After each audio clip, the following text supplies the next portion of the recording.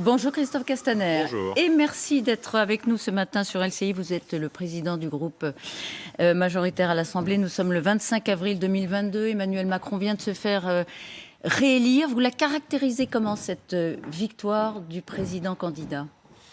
Dans les faits historiques, c'est une élection unique dans la mesure où depuis le général de Gaulle, aucun président de la République hors cohabitation n'avait pu être réélu. Et donc, d'un point de vue historique, l'impossible a été réalisé par Emmanuel Macron. Et en même temps, c'est une élection dans ce contexte particulier face au Front National, à l'extrême droite, qui fait que nous savons très bien que même si Emmanuel Macron au premier tour était largement en tête, au second tour, de nombreux électeurs qui ont voté pour lui n'ont pas adhéré à son programme, à sa vision. Et donc, c'est ce qu'il nous faut prendre en compte. Oui, donc c'est une victoire nette. 58% et demi, mais pas sans bavure, pour reprendre l'expression. Ce que je veux dire par là, c'est qu'il y a quand même un taux d'abstention record hors 1969 dans cette élection. C'est la traduction du rejet du président ? Non, je crois que c'est la traduction surtout du fait qu'aujourd'hui, nos concitoyens se posent la question de savoir est-ce que ça sert à quelque chose d'aller voter pour un président de la République ou dans une élection en général. Et donc, il faut entendre ce message-là. Il faut entendre le message des 3 millions d'électeurs qui ont voté blanc ou nul dans cette élection hier. C'était 4 millions il y a 5 ans. Et donc, il faut répondre à ces questions. Et nous devrons très vite, sans attendre, même avant les élections législatives, nous mobiliser pour apporter des réponses concrètes sur la question de la santé, sur la question de l'école, sur la question de l'environnement, mais aussi le pouvoir d'achat, évidemment. Mais vous n'y voyez qu'un rapport au vote, qu'une difficulté de rapport au vote ? Vous n'y voyez pas une relation avec la façon dont Emmanuel Macron a exercé son pouvoir pendant 5 ans ? Pour vous, il n'y a pas de... je pense que s'il y avait un problème, Emmanuel Macron, il n'aurait pas été en tête au premier tour, il n'aurait pas été réélu président de la République. Il aurait fait comme nombreux de ses successeurs, c'est-à-dire en situation soit d'empêchement, soit d'échec. Et donc non, je ne voudrais pas intérioriser le fait qu'Emmanuel Macron a perdu l'élection. Alors j'ai bien noté que, et c'était la première fake news de la soirée, Jean-Luc Mélenchon hier a déclaré, comme ça, l'air de rien, Emmanuel Macron a été le président de la République le plus mal élu de la Ve République. C'est juste faux, c'est factuellement faux, à la fois en pourcentage et à la fois en nombre de voix. Ses prédécesseurs, je pense à François Hollande, à Jacques Chirac, même à François Mitterrand dans les 2 élections, ont fait moins en pourcentage et moins en nombre de voix. Et donc voilà, ne travestissons pas la vérité, n'inversons pas les faits, mais je ne voudrais pas laisser dire n'importe quoi et vous dire que Emmanuel Macron a perdu. Non, il y a aujourd'hui, et on le voit même dans la cote de bonne opinion pour Emmanuel Macron, président de la République, il est à un niveau record dans toutes les études par rapport à ses prédécesseurs. Il n'empêche qu'il n'a pas une adhésion majoritaire au premier tour de plus de 50%, et ça, personne ne le conteste. Vous voyez quoi d'ailleurs dans cette façon de Jean-Luc Mélenchon d'accueillir la victoire d'Emmanuel Macron, cette fake news, comme vous dites ? Il est dans le coup d'après, c'est-à-dire qu'en plus, Jean-Luc Mélenchon, alors même que le combat était devant nous, c'est-à-dire le combat entre Emmanuel Macron et l'extrême droite, il choisit de passer outre, et dès la semaine dernière, il nous annonce qu'il est candidat pour être Premier ministre aux élections législatives. Et au fond, lui, comme le Rassemblement national, sont déjà dans la revanche du vote. Non, il ne s'agit pas de porter une revanche du vote de l'élection présidentielle, il s'agit au contraire de porter le programme, de porter l'ambition et de donner une majorité à Emmanuel Macron. Si vous êtes, on le sent bien déjà dans le combat des législatives, mais on le verra après. Ceux qui ont voté pour Emmanuel Macron, ce sont les retraités, en majorité, les retraités, les classes les plus aisées, les classes moyennes les plus aisées, les cadres. C'est pas très en même temps. Il reste le président des riches. Mais attendez, les retraités ne sont pas forcément riches, les cadres ne sont pas forcément riches. Non, mais ils sont plus riches que les jeunes, statistiquement. Tout au long de la vie, généralement, notamment par le travail, on s'enrichit. Et donc, en cela, oui. Alors là, vous êtes sur un référentiel de premier tour. Et il est juste sur le premier tour. Et donc, oui, par exemple, il faut entendre le message d'une jeunesse qui a trouvé que sur la question environnementale, nous n'allions pas assez loin. Et donc, dans l'entre-deux tours, Emmanuel Macron a réaffirmé ce qui était déjà dans notre projet politique. Et sur la question environnementale, dans son meeting de Marseille, il a apporté une ambition. Je crois qu'aujourd'hui, on voit que les jeunes ne sont pas attachés à un parti politique, mais sont des combattants sur des causes. Et je trouve ça plutôt, comme papa, mais comme observateur politique aussi, intéressant. Et donc, ce sont sur ces causes aussi où il faut qu'on apporte des réponses concrètes, par exemple aux jeunes. On va voir ça. Votre région PACA, par parenthèse, est une des 3 régions, avec la Corse et les Hauts-de-France, qui a porté Marine Le Pen devant Emmanuel Macron. Comment vous l'expliquez ? Alors c'est hélas une tradition de ma région. Depuis 2002, Jean-Marie Le Pen avait fait dans ma région le meilleur score. Et donc c'est un vote qui est très structurel, qui est enraciné, un vote qui s'est construit pendant de longues années sur le rejet de l'autre et qui, aujourd'hui, n'a pas reculé suffisamment. Vous étiez hier soir, évidemment, au Champ de Mars, j'imagine. Alors, je n'ai pas eu le temps. Les plateaux télé. Oui, j'étais plutôt sur les plateaux télé. J'ai pas eu le temps de passer sur le Champ de Mars. Ce qui a dû quand même, alors à distance, serait-ce à distance, vous frapper, c'est que bon, il n'y a pas eu de triomphalisme. Il n'y a pas eu, c'était pas la fête de 1980 quand François Mitterrand a été réélu. Il y a eu d'autres occasions aussi. Il n'y a pas eu de manifestation de joie dans la rue. Hier soir, il a été assez sobre, Emmanuel Macron, dans les quelques 20 minutes pendant lesquelles il s'est exprimé devant les Français. Il venait de se faire réélire, vous l'avez dit, c'est un exploit. Pourquoi ? Ça traduit quel état d'esprit ? Est-ce que c'était aussi, parce que ça peut être important, pour écarter un procès d'arrogance ? Pas de triomphalisme. Mais c'est en partie vrai sur cette dernière remarque, mais plus globalement, on a fait une campagne dans ce contexte international dramatique que nous connaissons. 80% de nos concitoyens, même s'ils ont été votés, sont très préoccupés par la situation en Europe et en Ukraine. Et donc c'est aussi ce contexte-là. Et en même temps, éviter le procès en arrogance, en victoire. Vous savez, il faut respecter ses adversaires. Hier, il y a eu 42% des Français qui ont voté pour Marine Le Pen et qui ont perdu l'élection. Il ne faut pas leur dire vous avez perdu, vous êtes des nuls. Non. Je veux dire, ils ont exprimé un choix politique. Ils ne sont pas tous d'extrême droite quand ils votent pour Marine Le Pen. Ils portent des colères. Et donc, la volonté du président et de ceux qui ont parlé en son nom, c'est justement cette volonté d'écoute. Il faut comprendre ces colères. Il ne faut pas les rejeter en disant vous avez juridiquement tort parce que vous êtes politiquement minoritaire. Donc, modestie, profil bas. C'est plutôt ça l'idée. Oui, je pense que c'est... Pour débuter ce quinquennat. Mais vous savez, depuis le mois de septembre, comme président du groupe, dès ma rentrée parlementaire avec mes députés, j'avais eu cette formule que j'ai ressassée sans cesse, c'est « l'humilité ne tue pas, l'arrogance, oui ». Donc l'arrogance, surtout l'éviter.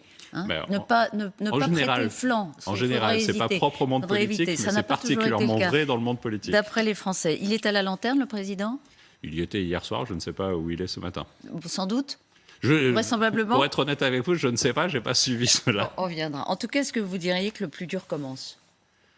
De toute façon, l'exercice du pouvoir, notamment après les 5 années qui ont été très troublées que nous avons connues, l'exercice du pouvoir est un exercice toujours compliqué. Et le président est réélu dans ce contexte international extrêmement préoccupant, avec des conséquences sur l'Europe et des conséquences sur le quotidien des Français. Donc oui, nous sommes dans un contexte difficile. En même temps, est-ce qu'il y a 5 ans, nous aurions pu projeter la réalité des difficultés de ce quinquennat ? Non. Alors on va peut-être projeter le meilleur, on va projeter le fait que l'objectif du plein emploi que nous nous sommes fixés, nous serons capables de l'atteindre parce qu'on a déjà fait la moitié du chemin et que ce sera la meilleure des réponses à apporter aux jeunes qui aujourd'hui connaissent un taux de chômage aussi faible qu'il y a 40 ans et donc nous devons aller plus loin encore. Vous voyez, j'ai envie d'être optimiste aujourd'hui. Alors, est-ce que ce quinquennat sera différent du précédent et si oui, en quoi ? Alors notamment sur la méthode. Emmanuel Macron l'a dit dès la présentation de son projet, la question de la participation. Il a interrogé la façon dont on devait construire des réponses sur la question de l'école, sur la question de la santé, par exemple, le plus près du territoire, avec tous les acteurs. Ce couple préfet-maire que nous avions théorisé, et comme ministre de l'Intérieur que j'avais mis en place dans la gestion sanitaire du premier confinement, aujourd'hui, il est une évidence. Et donc, c'est aussi une façon différente d'exercer le pouvoir. La première réponse que vous me faites, c'est l'art de gouverner qui sera différent. Jupiter sera moins verticale, plus horizontale. Vous avez une lecture qui vous appartient, mais qui est un élément de réponse. C'est une image. Oui, je l'entends bien. Et nos spectateurs aussi, je pense, la voient bien. Oui, parce que je fais des gestes, mais c'est vrai que l'idée, c'est quoi ? C'est de partager davantage le pouvoir. C'est ça, dans le fond ? Vous savez, je crois qu'il faut partager le pouvoir et partager la contrainte du pouvoir. Parce qu'il est tellement facile d'être dans l'opposition et de dire « il n'y a qu'à Faucon » avec toutes les incohérences qu'on a pu connaître sur toute une série de sujets. Marine Le Pen était pour le vaccin au mois de décembre, contre le vaccin au mois de janvier, pour l'hydroxychloroquine au milieu de tout cela. Parce qu'au fond, voilà, l'opposition irresponsable, c'est plus facile. Et donc, partager la contrainte, c'est dire aux Français, et c'est difficile, voilà toute la réalité de l'enjeu que nous devons construire. Quelle est, avec cet enjeu, la bonne réponse ? Et ça passe par quoi, ça ? Parce que ce sont des intentions tout à fait louables. sans doute nécessaires. Ça passe par quoi? On avait parlé du grand débat permanent, on parle de conférences, de concertations, mais le temps passe vite. Comment ça va se dérouler? Je pense qu'il faut utiliser tous les leviers possibles. Permettez-moi une expérience très locale. Quand j'étais maire dans ma commune de Forcalquier, j'ai été élu la première fois en 2001. Si je devais abattre un arbre, quand j'abattais un arbre dans la commune, tout le monde se disait que c'était parce que l'arbre risquait de tomber sur des enfants qui passaient et qu'il était juste de l'abattre. Quand j'ai quitté mes fonctions 16 ans plus tard, pour rentrer au gouvernement, pour abattre un arbre, les services techniques savaient qu'il fallait faire quasiment une réunion publique pour bien expliquer. Et donc oui, le rapport au besoin de savoir, de comprendre de nos concitoyens a changé. Et donc il faut le faire vivre avec des formules comme les conventions citoyennes. Je pense que celle sur le climat a été une démarche intéressante. Elle n'a pas peut-être été jusqu'au bout. Elle était peut-être trop large. Il faut plus la spécialiser. Il faut associer les parlementaires en amont. Je pense que le dialogue social sur la question des retraites à venir, pour travailler sur les questions de pénibilité, sur un sujet majeur, il faut le faire avec les acteurs. Mais ça, c'est de la concertation. Les acteurs, ce sont les partenaires sociaux ou ce sont les Français? Selon les sujets. Sur l'école, par exemple, je pense qu'il faut évidemment le socle de l'éducation nationale, mais construire un projet au plus près du territoire, parce que ça n'est pas la même école, le même besoin d'accompagnement des élèves dans les quartiers nord de Marseille ou dans le 16e arrondissement. Ça, c'est le point d'arrivée, de différencier les méthodes. Sur la méthode, l'idée, c'est de rassembler localement autour du maire ou de ses élus, autour des parents et évidemment autour des élèves et des enseignants, l'ensemble de la communauté pour construire un projet territorial. À l'échelle locale, à l'échelle d'un territoire, d'une commune. Bien sûr, pour travailler sur le périscolaire, sur l'extrascolaire, avec évidemment le corpus de l'éducation nationale qui doit être national. D'abord, il faut faire la révolution au ministère de l'Éducation nationale lui-même, avec toute son administration, qui a une grande habitude de centralisation. Oui, du coup, c'est dans le projet. Donc il faut commencer par casser, si je puis dire, les schémas qui existent. L'objectif est effectivement de faire en sorte qu'on puisse changer d'habitude, parce que, et nous le savons tous, la question de l'accompagnement scolaire, par exemple, c'est pas le même enjeu pour mes filles qui, quand elles avaient une difficulté, j'en parle au passé parce qu'elles ont leur bac tous les deux, dans une matière, on pouvait faire appel à un enseignant qui venait en extérieur faire les cours. C'est pas, tout le monde n'a pas forcément ces moyens-là. Donc quand on met en place un système de devoirs faits, où on accompagne au sein du collège tous les élèves qui n'ont pas la chance de pouvoir être accompagnés, ils le sont au sein du collège, c'est une mesure de justice sociale. Et ça se construit territorialement. Donc vous allez mettre les élus, dans le fond, devant leur responsabilité, en disant vous avez accusé le président d'être trop vertical, on vous donne la responsabilité d'organiser des concertations au niveau local, prenez-les. Alors, présenté comme ça, on a l'impression qu'on leur dit c'est vous qui allez faire le boulot. Non, ils le demandent, les élus. Les élus veulent aussi participer à cette réflexion. Et donc, on va le faire avec eux. C'est pas la première fois, parce qu'il y a les actes et puis... Enfin, il y a les promesses, il y a les actes. C'est pas la première fois que le président promet publiquement devant les Français, s'engage à se réinventer. C'est la 3e fois. Pourquoi il le ferait maintenant ? Mais d'abord, nous l'avons fait à de nombreux moments. Pour sortir de la crise des Gilets jaunes, le grand débat national, il l'a porté seul. Plus d'une centaine d'heures de débat qui a débouché sur un certain nombre de mesures comme la prime pour l'emploi, la valorisation. Il l'a porté seul. Le Conseil de défense, il l'a porté seul. Il a pris des décisions dont on a dit qu'elles étaient... On ne va pas refaire l'histoire, mais il y a eu quand même, et c'était nécessaire, cette prise de décision assez solitaire. Il va changer? Alors, je vais aller jusqu'au bout. Il porte seul le grand débat physiquement quand il fait le tour de France et qu'il est une centaine d'heures au contact des maires au début, des citoyens, des jeunes et de nombreuses personnalités. Et ensuite, il donne une impulsion au gouvernement pour la mettre en œuvre. Et c'est comme cela que nous devons travailler. Il est le président de la République réélu. Il donne une impulsion et le gouvernement, qui sera constitué sous son autorité, devra mettre en œuvre cette nouvelle méthode de travail aussi. Vous avez beaucoup parlé des jeunes, vous avez parlé de l'école. Le pouvoir d'achat, ce n'est pas la priorité des priorités. Je l'ai cité dans les 4 tout à l'heure au début de notre propos priorité. Mais d'autant que le candidat est devenu président. Attendons mercredi pour l'installation, pour la publication officielle des résultats. Mercredi. J'ai mis beaucoup de temps à passer de président à candidat. Il faut revenir au mot président. Donc le président a pris un certain nombre d'engagements, notamment sur la valorisation des retraites dès le mois de juillet. Il nous faudra sur ce sujet, tout comme sur le partage des profits et la possibilité d'avoir des primes jusqu'à 6 000 € qui seront désocialisées et défiscalisées. Ça, ce sera dans les premières décisions. Il nous faudra un texte très très vite sur ce sujet pour être opérationnel au mois de juillet. Faut-il lancer la réforme des retraites avant les législatives ? La discussion avec les partenaires sociaux peut démarrer plus tôt. Je ne sais pas quel est le calendrier qu'il retiendra. Mais ça peut démarrer avant les législatives. Tout ce qui relève de la discussion avec les partenaires sociaux, ne perdons pas de temps. Parce que c'est un sujet un peu sensible. Bien sûr qu'il est sensible. Voilà, auquel les Français sont très, très sensibles. Vous avez des législatives à gagner. Non, mais bien sûr. Oui, mais vous avez raison. Attention. Non, mais vous avez raison. Vous ne les gagnerez peut-être pas forcément, mais vous allez essayer. Vous avez raison. Il aurait pu avoir l'esquive de continuer ou de faire comme d'autres adversaires, proposer de donner que du positif, que de dépenser de l'argent et ne jamais parler en responsabilité.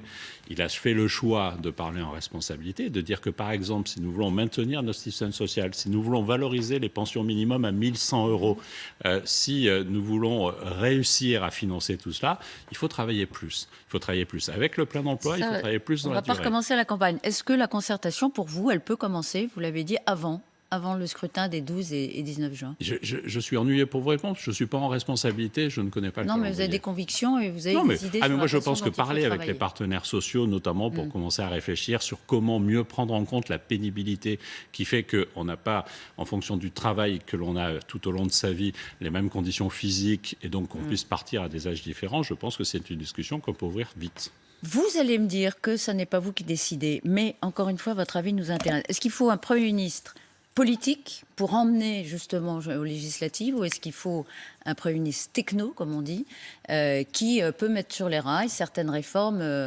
exigeantes? Je ne sais pas ce que ça veut dire, politique et techno. Si je prends les choix qui ont été faits par Emmanuel Macron, ce que je sais, c'est qu'il a fait surtout le choix du dépassement politique, en nommant Édouard Philippe et Jean Castex. Tous les deux avaient des profils différents, tous les deux étaient maires de communes de taille différente. Est-ce qu'il y en a un qui était plus politique que l'autre? Est-ce qu'il y en a un qui était plus techno que l'autre? Je ne crois pas. Ils ont par contre deux profils différents. Donc celui ou celle que le président nommera Premier ministre devra être à la fois techno, parce qu'il faut aussi comprendre la mécanique dans laquelle nous sommes, mais être politique, parce que la fonction de Premier ministre est une fonction politique. Donc pas un néophyte qui ne connaît pas les rouages de l'État. Par définition, il faut quand même quelqu'un d'expérience. Oui, mais c'est quoi connaître les rouages de l'État? Édouard Philippe n'avait jamais été ministre, Jean Castex non plus, et pourtant je peux vous dire qu'ils connaissaient l'un et l'autre, et qu'ils connaissent pour Jean Castex, j'en parle pas au passé, les rouages de l'État. Ils avaient été quand même plutôt un profil techno, malgré tout, même si Jean Castex était plus territoire Prades, peut-être que Édouard Philippe, quoique maire de Havre, effectivement, depuis un certain temps. Il faut une femme de préférence. Est-ce une obligation? Il n'y a aucune obligation. Le président choisira la personne qui correspondra le plus au projet politique et qui sera en capacité de porter l'ambition et le programme politique. Si c'était une femme, ce serait une bonne nouvelle. Gouvernement de rassemblement? Évidemment, il faut... Jusqu'où? Ça veut dire quoi d'ailleurs, gouvernement de rassemblement? Tous ceux qui ont envie d'agir pour la République. Et sans appartenir à tel ou tel parti politique. Évidemment, on va pas, vous n'avez pas nommé quelqu'un qui serait contraire aux intérêts de la République. Non, mais j'exclus les partis qui sont pour moi des partis anti-républicains. Mais le dépassement politique, nous devons le poursuivre.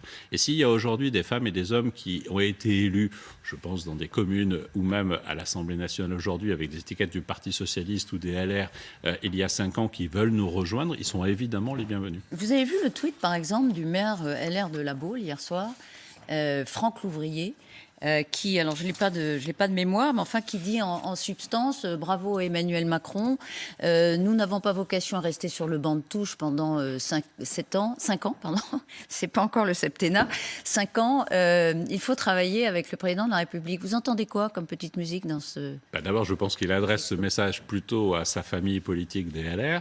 Et effectivement, un message interne? Je pense, oui, et puis on voit les tensions. Mais de toute façon, aujourd'hui, on voit bien que chez les LR, il y a deux droites irréconciliables. Une qui est totalement tournée vers l'extrême droite. Je pense à des personnalités comme Éric Ciotti, dont on sait tous pour qui il a voté hier. Ah bon? Et d'autres. Le savez-vous? Mais bien sûr, ceux qui connaissent... Bon, alors, je n'ai aucun doute. Et je pense que ça n'est pas la première fois. Concernant Éric Ciotti, mais attendez, aux élections régionales, il a été capable, face au candidat du Rassemblement national, de s'opposer à Renaud Muselier, qui était de sa propre famille politique. Alors, si vous avez un doute sur les votes que Éric Ciotti est capable de faire, moi, je n'en ai pas.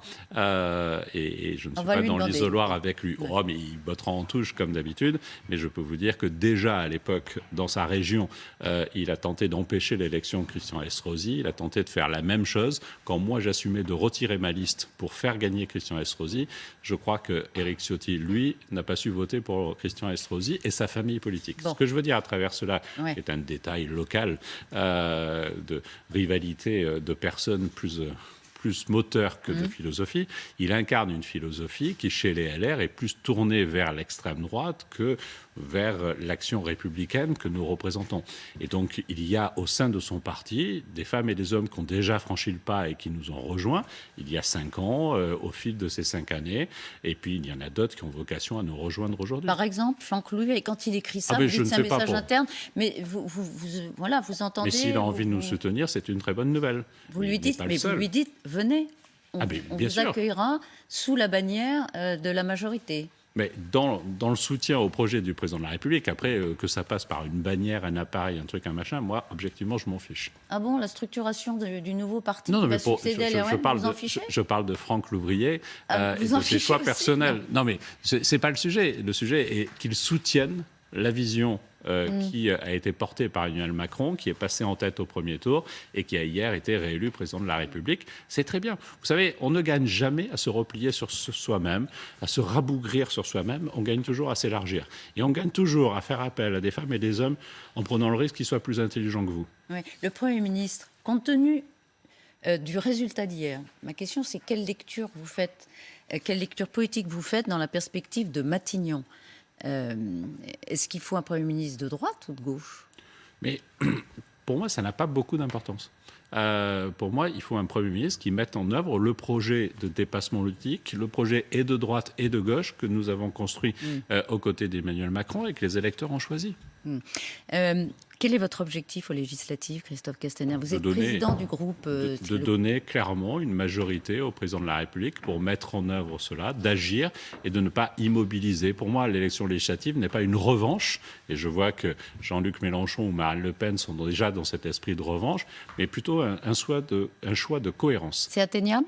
Oui, c'est atteignable, bien sûr, parce que les Français sont cohérents et que s'ils ont donné une majorité à Emmanuel Macron, ce n'est pas pour l'en priver quelques jours plus tard. Qui est le leader de l'opposition ? Je ne sais pas, il ne m'appartient pas de décider cela. Une chose est sûre, c'est que Marine Le Pen est arrivée en 2e position, Jean-Luc Mélenchon en 3e position. Mon sentiment profond est qu'il ne faut pas non plus considérer que les scores de Anne Hidalgo ou Valérie Pécresse sont représentatifs du poids politique que représentent les LR territorialement dans ce pays ou le Parti socialiste. Vous êtes président de groupe, vous êtes un président heureux, vous souhaitez le rester ? Je le suis encore pour quelques semaines et j'ai été un président extrêmement heureux dans cette fonction qui est à hauteur de femme, à hauteur d'homme et qui vous permet de travailler sur tous les sujets et donc de vous obliger à avoir une vision très horizontale des choses et la présence d'un groupe, pour cela, c'est passionnant. Et sinon, retour au gouvernement ? Vous savez, je vais éviter la réponse langue de bois et donc je ne vais pas répondre à cette question. Ce que je sais d'Emmanuel Macron, c'est que de toute façon, il ne rentrera pas en négociation, il ne subira aucun rapport de force et qu'il cherchera à mettre les bonnes personnes au bon endroit pour porter ce dépassement politique, cette méthode que vous avez évoquée et surtout ce projet sur lequel il a été élu. Voilà. Merci Christophe Castaner. Merci. Qui prétend éviter la langue de bois. A-t-il réussi ce matin ? Merci de vous être prêté à l'exercice.